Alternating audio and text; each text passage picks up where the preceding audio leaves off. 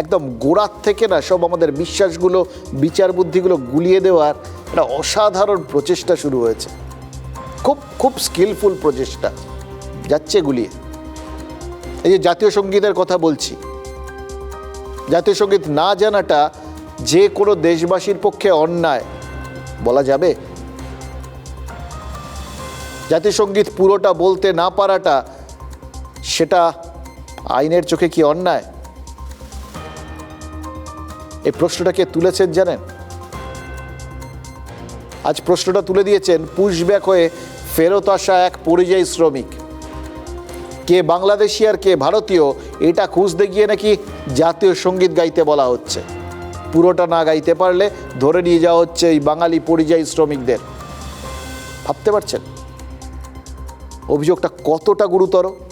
মহারাষ্ট্রে এই বাঙালি পরিযায়ী শ্রমিকদের এইভাবেই ধরা হয়েছে এবং তাদের বাংলাদেশি হিসেবে চিহ্নিত করা হয়েছে ওই জাতীয় সঙ্গীত গাইতে বলে। যদি এটাই পরিচয় হয়ে থাকে, এটাই যদি একমাত্র পাসপোর্ট হয়ে থাকে দেশে থাকার, তাহলে অনেক লোক নিশ্চিত করে বলতে পারি তারা এই দেশের নাগরিক হওয়ার অধিকার হারিয়ে ফেলেছে।